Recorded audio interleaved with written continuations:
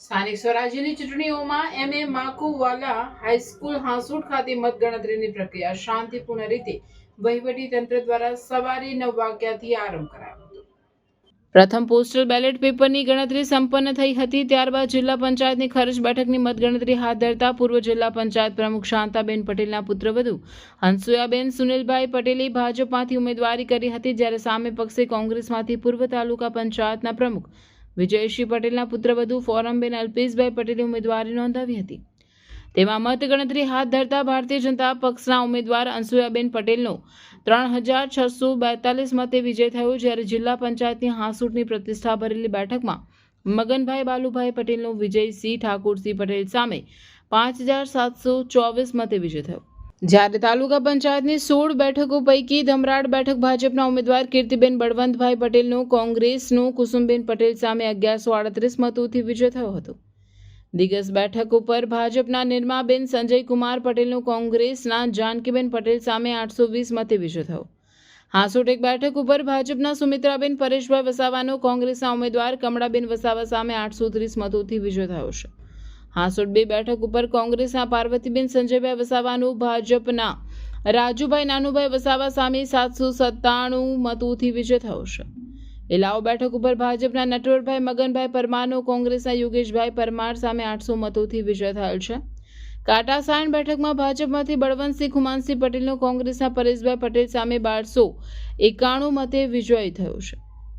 કાંઠિયાજાલ બેઠકમાં ભાજપના રાકેશભાઈ મગનભાઈ પટેલનો કોંગ્રેસના ઉમેદવાર ધર્મેન્દ્ર રમેશભાઈ પટેલ સામે 1240 મતે વિજય થયેલ છે। કતપુર બેઠકમાં ભાજપના જતીનકુમાર મોહનભાઈ પટેલનો કોંગ્રેસના ઉમેદવાર વિજયસિંહ ઠાકોરભાઈ પટેલ સામે 1578 મતે વિજય થયો છે। ખરચ એક બેઠકમાં ભાજપના અરુણભાઈ રંજીતભાઈ વસાવાનો કોંગ્રેસના અંકિતભાઈ વસાવા સામે 143 મતે વિજય થયો છે। ખરચ બે બેઠકમાં ભાજપના ગીતાબેન સંજયભાઈ વસાવાનો ભારતીબેન વસાવા સામે 751 મતે વિજય થયો હતો। ઓભા બેઠકમાં ભાજપના માયાબેન રંજીતસિંહ પટેલનો મધુબેન વિજયસિંહ પટેલ સામે 518 મતોથી વિજય થયો છે। પંડવાઈ બેઠક પર કોંગ્રેસના હંસાબેન મુકેશભાઈ વસાવાનું ભાજપના વાસંતીબેન વસાવા સામે 57 મતે વિજય થયો છે। સુણેવકલા બેઠક પર ભાજપના ઉમેદવાર શશિકલા રાજેશભાઈ પટેલનો કોંગ્રેસના જાનકીબેન વિજયસિંહ પટેલ સામે 500 મતે વિજય થયો છે। સુણેવ ખુર્દ બેઠક પર ભાજપના હિનાબેન હિતેશભાઈ પટેલનો કોંગ્રેસના મધુબેન વિજયસિંહ પટેલ સામે 699 મતથી વિજય થયો છે। ઉત્તરજ બેઠક પર ભાજપના વિશાલકુમાર મનહરભાઈ પટેલનો કોંગ્રેસના રસિકકુમાર પટેલ સામે 1095 મતથી વિજય થયો।